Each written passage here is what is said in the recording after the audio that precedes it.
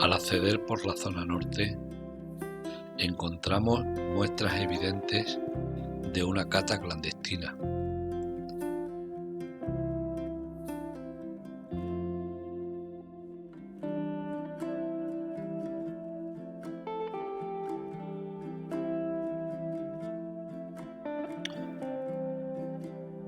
Estamos llegando al castro del Jardal. El camino ha sido muy incómodo, muy incómodo y en muy malas condiciones. Mucha cerámica.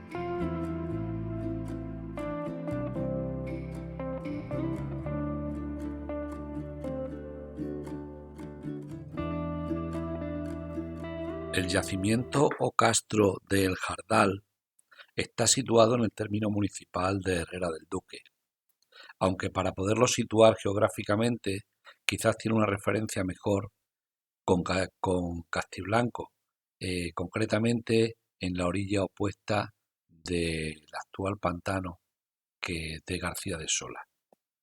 Se trata de un cerro, una elevación pequeña con un amurallado que está situado en la orilla izquierda del río Guadiana y que además cuenta con una necrópolis de incineración a sus pies. El emplazamiento actual de la zona de la necrópolis se encuentra en la cubeta de inundación del pantano de García de Sola, por lo que en la época de crecida la necrópolis queda completamente sumergida. Es más, habitualmente la necrópolis se encuentra sumergida solo en épocas de sequía, y además que tiene que ser una sequía prolongada. Esta necrópolis queda a la vista y con acceso.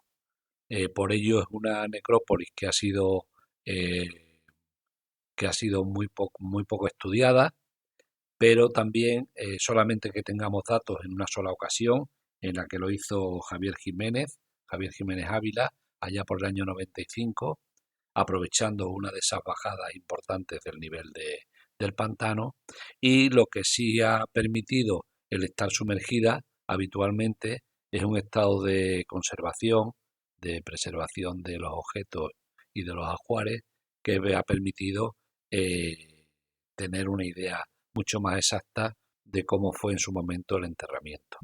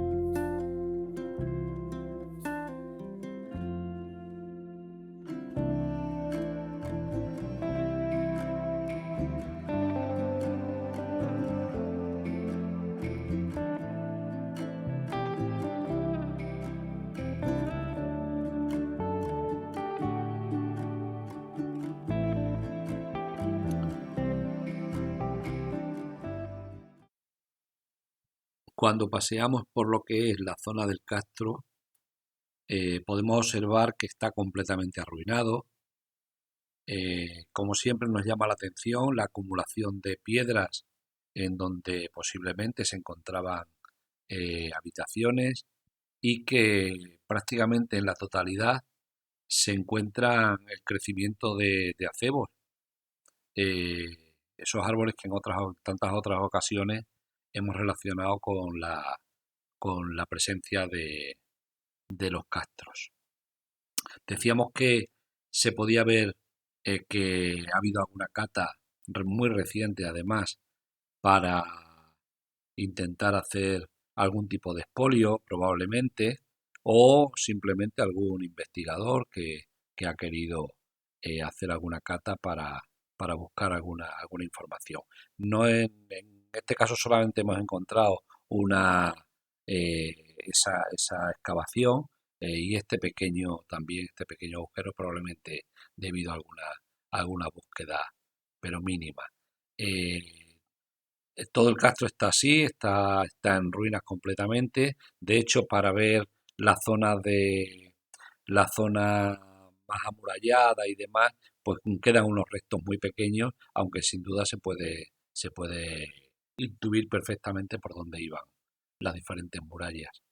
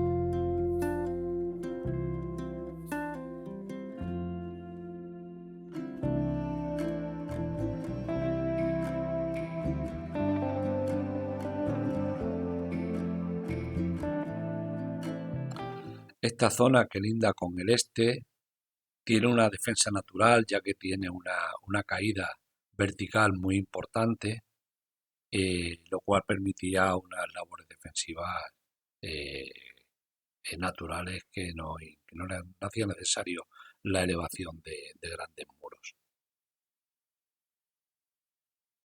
Y en cuanto a la necrópolis, la parte en la que se ha podido estudiar, concretamente, eh, según cuenta, según cuenta Javier Jiménez, pudieron acceder en el poco tiempo que tuvieron a 5 tumbas.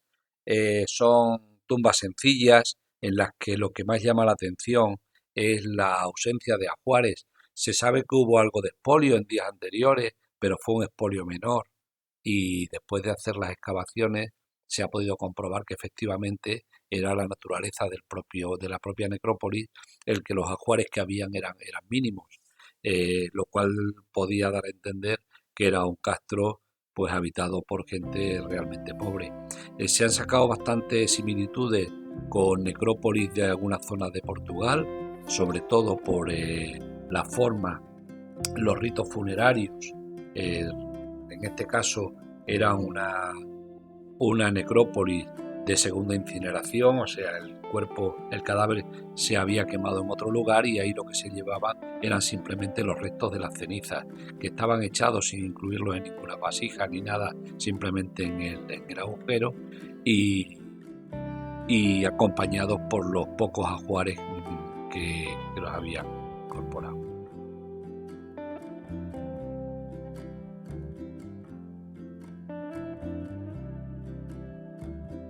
El ajuar de acompañamiento en la necrópolis de El Jardal es realmente escaso. De todas formas, se ha podido encontrar un par de collares de cuentas, eh, hechas con pasta vítrea y concretamente uno de estos collares con, con las cuentas oculadas, lo cual ha situado el castro claramente alrededor del siglo IV antes de Cristo, la misma época de Canchorroano, y de otros muchos castros que se han encontrado estas mismas cuentas oculadas. Se sabe de su procedencia de las culturas del Mediterráneo. A pesar de la pobreza y la lejanía de este castro, también estaba en la influencia de esas rutas de comercio del sur al norte.